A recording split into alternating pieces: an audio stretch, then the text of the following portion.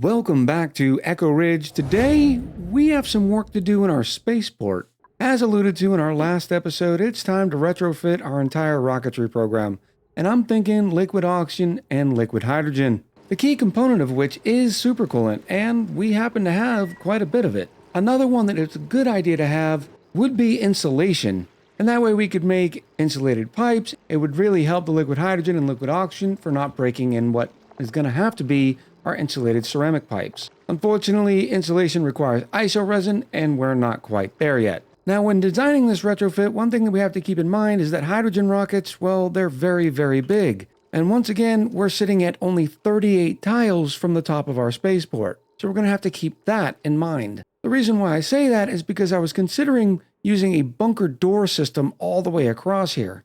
For one, it's been a while since people have seen bunker doors, and I think they'd be interested in it. But with the hydrogen rocket height being 35 tiles, and you know the rocket platform is going to be at least 2, that doesn't give us much of a margin to work with in a bunker door system. Which means it's time for us to put in some Meteor blasters.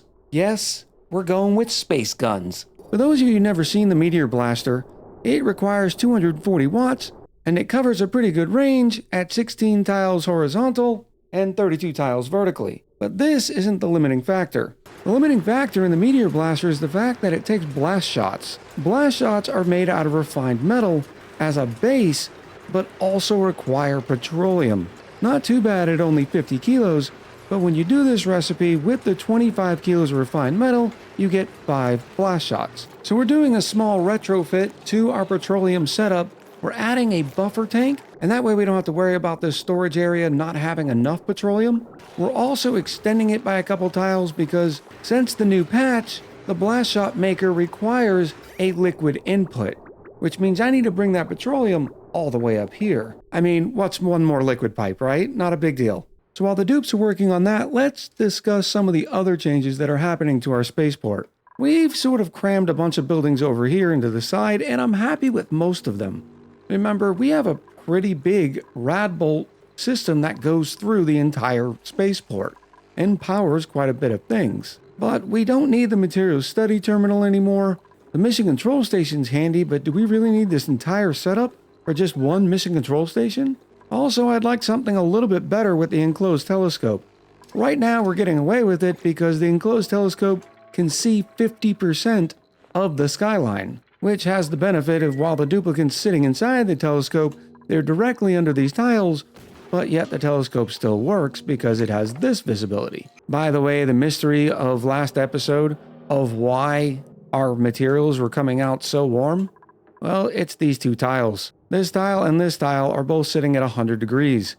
You can see that the gold is slowly heating up while sitting inside the payload opener, but by the time it comes out, it gets pretty much superheated because of these tiles. So that's another thing that I would like to improve. Unfortunately, this whole project is going to take a lot of materials, both in ore and steel. But one thing's for certain, we aren't going to need these two rockets anymore. So, everybody say goodbye to the ESS Diggy Diggy rocket and the ESS Slow and Steady.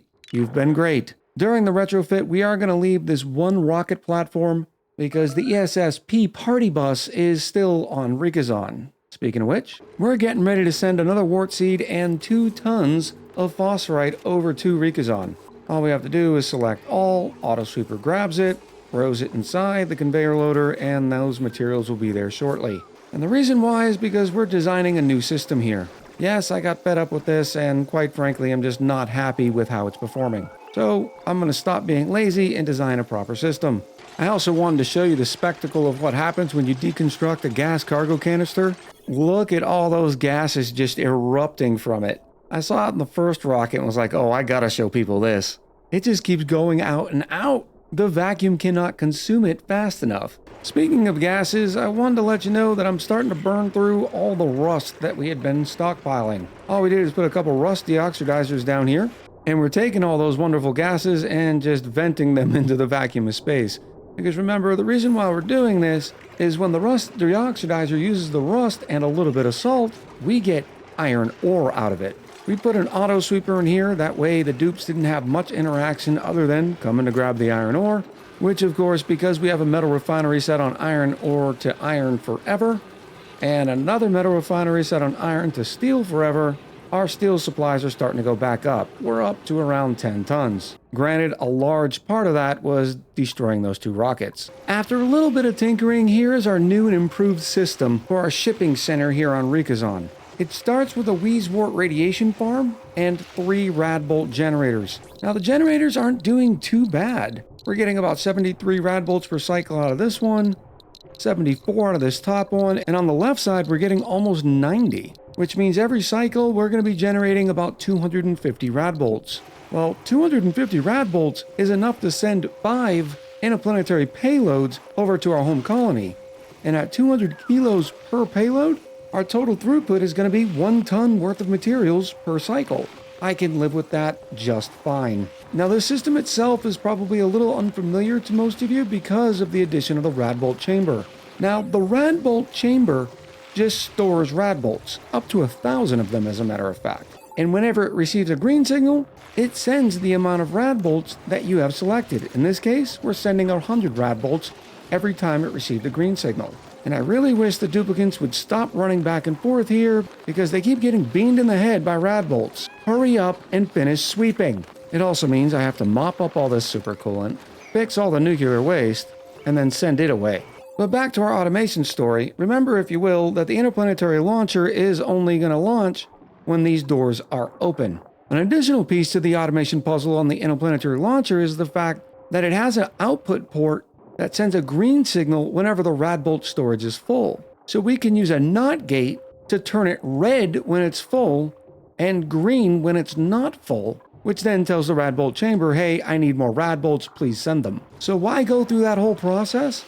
Well, because ideally there's going to be a time when we just have no materials ready to send. But we don't necessarily want to stop Radbolt generation until the Radbolt chamber is full. Once it's full with 1,000 Radbolts, it sends out a green signal, which will then turn the Radbolt generators off. The only other piece of this is I sent over a couple tons, and by a couple, it was probably too much at 10 tons worth of phosphorite to keep these Wheezeworts going for a very, very long time, considering they only take 4 kilos apiece. Now, I'm going to say this system is 100% done. The only thing I've thought about adding is a couple of robo-miners, and that way when all the debris falls, our robo-miners would go dig it up. But considering the meteors only come every once in a blue moon, I don't think it's too big of a deal. I'll give you a checkup on this from time to time, because I'm curious of whether or not the volcanoes are going to outproduce the Radbolts, or if the Radbolts are going to end up filling this Radbolt chamber. I think I already have the answer because there's already only 382 kilos worth of gold in here.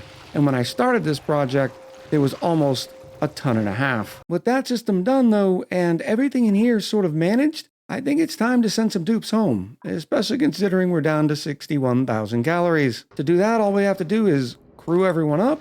We still have over 2 tons of oxalite since we kicked all the duplicants out. Now we just play count the duplicant. 1, 2, 3, 4, 5, 6, 7, 8. We're missing somebody again. There they are. Thanks for deciding to join us, Zadnax. Change our destination back to Tuxedo, and then we launch the ESSP party bus back into the vacuum of space. Bye everyone! Thanks for all your help. Please don't pee too much inside the cabin. And to make this worse, I'm going to make sure everybody's in their suits, which is going to be a little bit of a pain because it shows every dupe across the star map instead of just the ones that are inside the rocket interior. But this way, when they pee, it's just going to sit in their suit. Huh? I mean, you got to admit that's a pretty good idea. Oh, Carol, you weren't in your suit yet. You weren't supposed to pee. So now when the duplicants do finally get home, we'll have a full roster of 20 here on this planetoid, which will help with all the projects we're going to do here. Alright, so maybe I should have thought about food as well. It seems like Sulfur is starving, but they have 900 calories left. Alright, that wasn't too bad. After some near starvation and some minor scaldings and a whole lot of pee, we're pretty good. We can now deconstruct this rocket. With all the rockets gone, it's time to do our renovation. The first thing we have to think about when designing our new spaceport is how are we going to protect ourselves from the meteors. We also need to think about the future of our buildings. For instance, all of our Radbolts are taking this long distance all the way across here to get to things like the diamond press and the interplanetary launcher. So it'd make a lot more sense if we moved them, closer. So we're going to start off by doing that, which unfortunately means we need to move our shipping department, and while I like to have them together, it feels rather unnecessary to move the payload opener and have all the payloads come down here. Like, there's nothing special about this area. In fact, it's sitting in a vacuum, whereas at least this place over here at least has everything sitting in a nice, chilled environment, which even things like our conveyor loader, our refrigerator, and our auto sweeper would be benefited by being in an environment. So I think we're going to give it one. I mean, we have a bunch of oxygen that uses this area, and it's not going to take a lot of oxygen to fill up this tiny little room. As a matter of fact, we're also going to need a bunch of transformers up here as well, because we're probably going to put our liquid oxygen and liquid hydrogen somewhere around here, plus we have an entire SPOM to run. So I have to figure that one out too. To start with though, we're sitting at 22 tons of steel, so I think I'm going to do something foolish like put a lot of bunker tiles down. And that way we don't have to worry about repairing these anymore. Well, that was only 9 tons of steel and made me cry just a little bit. Without much concern, we've sort of renovated the area. We've moved the interplanetary launching, or aka the shipping center, over here, along with the diamond press. We've installed a bunch of large power transformers, not only for the liquid hydrogen and oxygen setups that we're going to be doing later, but also the electrolyzers that we're going to need to power them, plus this little area here that also needs power. One slight difference is because we're not using any rad bolt rockets anymore, the only thing we need rad bolts for are these 2 machines, so the buck sort of stops right here. If these buildings need rad bolts, the rad bolt reflectors will be green and accept them, otherwise it's going to be red, and the rad bolt will bypass. If it makes it all the way to this rad bolt, well, in that case we're just sending the rad bolts all the way up. I don't know what happens. Does it break the game? I don't know. We're going to find out. We've also cleaned up this area a little bit. We have our mission control station, and I ended up keeping the materials study terminal and research station because in order to use the mission control station, it has to be in a laboratory, so I figured might as well. And if we do ever need to do materials study research again, which I don't think we will, we can move some rad bolt reflectors on and point them right back at the building, but I suspect we're not going to need them. We've also extended this nice diamond window tile setup here. That way the enclosed telescope has complete visibility, but it's also going to give us a platform to be able to put meteor blasters on. Like, I'm going to put one over here. Maybe I can get away with one over here?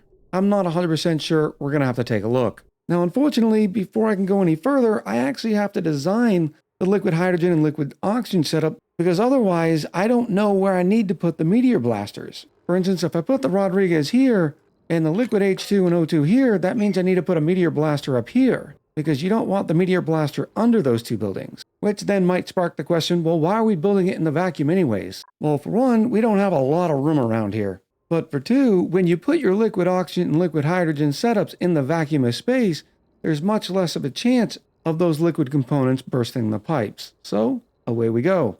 The other thing I have to worry about is the hydrogen rockets exhaust some very, very hot heat. And it goes down, I believe, 9 tiles.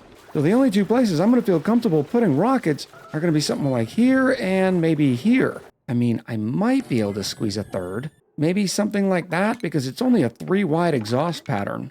And this is all a vacuum, so that might work. This isn't going to give us a lot of space, though, for the Rodriguez or the liquid hydrogen and liquid oxygen setups. So maybe I need to thin this down after all.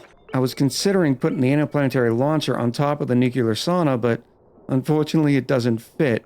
But this would have been a great place. I wouldn't have had to worry about saving all this area just so this thing can launch its payloads. With that shortened and our hydrogen rockets installed, it means I gotta build these systems in this space right here. This is gonna be okay, other than the fact that all of our dupes are gonna get radiation sickness. Alright, this area is not even big enough for me to get 6 gas pumps on this side and still have enough room for a wall, so I'm gonna need to push this over a little bit more. And I think to fix the visibility behind the enclosed telescope, I can actually just put more window tiles down. Maybe something like this, and that way it'll still have visibility and I can scoosh all this over. Quick update over here on Rickazon is our rad bolt chamber is slowly filling up with rad bolts as expected. There's only about 5 kilos worth of gold sitting in here, and we don't launch until there's at least 200 to make it as efficient as possible. So now, whenever a volcano does erupt, we're going to be able to ship off 100% of its materials. So I think for a little while, we're actually going to stop splitting all those metals with this planetoid. After all, they're not going to be building much more here, other than a few more tamers, and they still have all this metal ore to go get as well. These meteors are really starting to become a pain to deal with. For some reason, they dropped down about 200-degree regolith this time, and all of that regolith has now transferred its heat into these tiles, which then transfers right into my atmosphere. So a lot of this area, the dupes cannot go in for right now. I have to wait for it to cool back down. I'm going to try to fix it by putting down a bunch of insulated tiles until we can get enough steel and set up a proper bunker system. Until then, the dupes are just going to have to walk it off on the triage cot. So after shrinking down my laboratory, I realized, well, the laboratory has to be at least 32 tiles. Thank you, game. 32 tiles. Where am I going to get 32 tiles from? There we go. That's much better. We now have a room size of 36 tiles. It's just, 2 floors. We've got the basic framework for the electrolyzer in. We're obviously going to have to add some drywall. All these pumps and electrolyzers are all made out of gold amalgam. So far it's working out well. Some of the things I'm a little worried about is the heat from this engine right here melting this insulated tile, because the melting point for igneous rock is 1409. We're going to see, because this is a decent amount of vacuum in the space between, but if worse comes to worse, we'll use some of our obsidian. Well, Echo, why not just use some of your obsidian now? Well, because just like everything else, I don't have that much of it, so I'm trying to use it sparingly. Now for power, we've got even more large power transformers connected to our massive power grid down here, and these two are going to do nothing but run this electrolyzer. So I don't know if you'd even want to call this a Ford Rodriguez, because it's definitely not self-powered. It's being powered by the grid, and we are definitely not using steel for those wires. We'll go with gold. Now in this particular build, we are using some manual airlocks, and that way if we do have to get in here and repair these tiles, we'll be able to do so. But it's not a big deal, because normally you want to seal the whole thing in, except in this case, the outside's a vacuum, so the heat being generated on the inside of the oxygen machine isn't going to be able to get out anyways. The next question that may be hitting your head is, why use insulated tiles at all? And that has to do with the exhaust from the hydrogen engine. I have no doubt that if we were using regular tiles, that exhaust would superheat these tiles pretty quickly, and all that heat would inject in here, which wouldn't be such a big deal because we don't care about the temperature of the oxygen so much, but it would also end up breaking these electrolyzers and gas pumps. Here's the next stage of our system, and that is the liquid oxygen tank and the liquid hydrogen tank. You can see the 2 thermal aqua tuners. One's going to be responsible for keeping the steam turbines cool and for chilling all the oxygen. The other one is just going to be for the hydrogen. Now we are going to be building some fail-safes into this, and I want to be able to stockpile a lot of it, hence the reason why these are so big. But you don't have to make them this big in your own setups. Now, one of the most difficult things in these designs is where to put all the liquid pipes. In this case, the closer tank is going to be the liquid hydrogen, because the less it has to travel, the better the chances it's not going to flash in the pipes. So we're going to have liquid hydrogen pooling in this tank. The liquid pump's going to grab it and start filling up this liquid reservoir. And then whenever we need, the liquid hydrogen comes out of the liquid reservoir and goes into these pipes, circles around to all of these tanks, and then is going to come back into the tank to be re-chilled. It's sort of a return system, and that way you don't have to worry about turning the system on or off. If there's rockets here, they're going to get filled. If not, the liquid hydrogen is just going to come right back and be dropped off. Well, that's the plan anyways. But we also have to worry about getting the radiant liquid pipes in here to actually chill down all the gas. One problem I've ran into is, how do I power the thermal aqua tuners? I don't have a lot of room left for power transformers. Not to mention there's going to be 2 steam turbines up here, so it'd be great if I could get a heavy watt wire ran from here all the way up here. Not that I have a ton of ore, but hey, we'll make do and fix that problem later as well. I'm thinking this might be the good spot. Once again, I'm going to have to resort to using my wolframite. Please, someone remind me, when we have lots of ores, this is where some of my wolframite is. I think these rails are also built. Yes, I remembered. These rails are built out of wolframite as well. Need some more ores, please. Now, when connecting the thermal aqua tuners, we don't mind that there's a heavy watt joint plate here. For the same reason, we're not going to care that there's a door here. And that's because the heat in here is not going to be able to escape through the vacuum. But please keep in mind, do not do this where there is an environment on the other side. It won't work out well for you, I promise. Next up, we'll fill the baths for the thermal aqua tuners, starting with some salt water, and then we'll do a layer of water. I just realized I actually don't need to worry about using two different liquids because we're in a vacuum. I don't have to fill up the whole area. So I'm just going to put a few bottles in each and not even worry about it. I love working in a vacuum for this reason.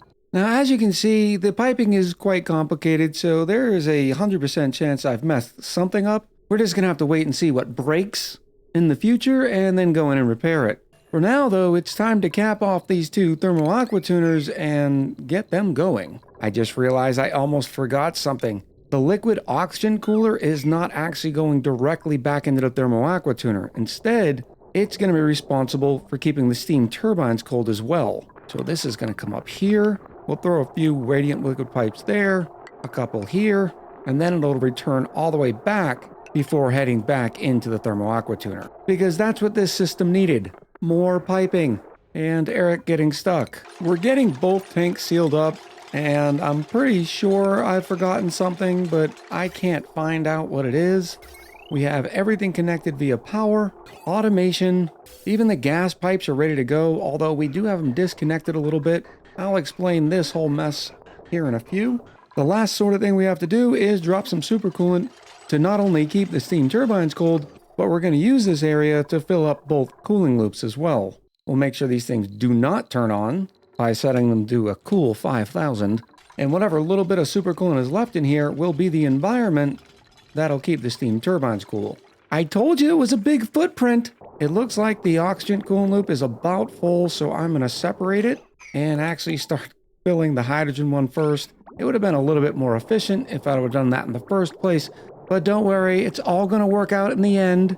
Over on Rickazon, we still haven't even finished repairing the damage from the last meteor strike, and yes, we have more. Just saying, there is a mod out there where you can remove meteors.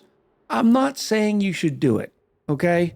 I'm just saying the option is available to you if you ever wanted to.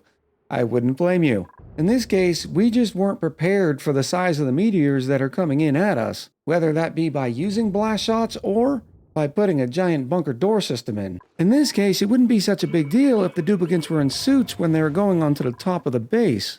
But in this case, they're not, which is my fault, and I really need to remember to make a better suit system on these little sub-planetoids. But eventually it'll cool down up here, and maybe we'll even put some suits in later. Now, just like in any cooling loop, you don't want any stutter stepping, but especially so when you're working with something like liquid hydrogen and liquid oxygen. So in this case, we're going to go ahead and plumb a couple more pipes until it is running as smooth as this is. But without further ado, we might as well get some of that power back and turn these thermal aqua tuners on. Now for the temperature discussion. Hydrogen, the gas, turns into a liquid at minus 252. You don't have to worry about turning into a solid until minus 259. So it always becomes a give and take of where these are set at, but we're going to start off with minus 254. Now it's going to take a little while, especially considering we haven't turned on the electrolyzer, but I'm going to get all of this coolant pretty cold. And it looks like I have a couple of gaps because I was talking too much and not paying attention. So I'm just going to connect it real quick, add 1, 2 bulbs, and then disconnect it. Let's see if that worked out. It looks like it did. Yeah, I'm pretty happy with it.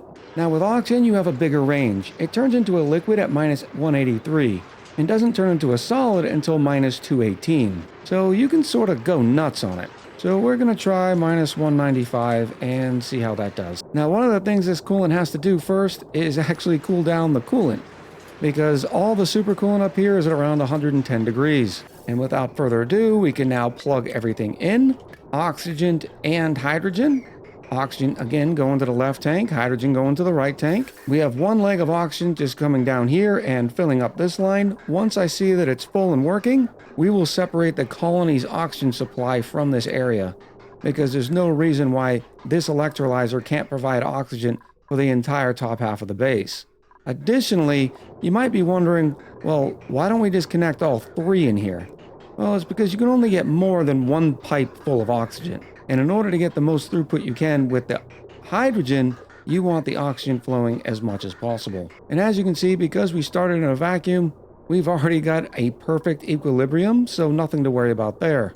Well, as long as I set these atmos sensors correctly. That'd be nice. And to give you a better visual indicator, you can see that I have one high pressure gas vent in this tank here and a full 1 kilo of oxygen in the pipes. And remember, the way this works is the more oxygen you use, the more gas pressure is available for the electrolyzers to produce more oxygen and more hydrogen, because the hydrogen is 100% your limiting factor. Right now, we're down to minus 60 degrees in the hydrogen, and we're still at 50 degrees for the oxygen. And no, I don't want to hear anything about the salt sitting in the thermal aqua tuner's chambers. The last thing we need to worry about in what's turning out to be a very long episode is actually protecting this system. And that brings us full circle with the Meteor blasters. Now, the Meteor blasters are not 100% effective, and the last thing I want to do is have a meteor come crashing down through here.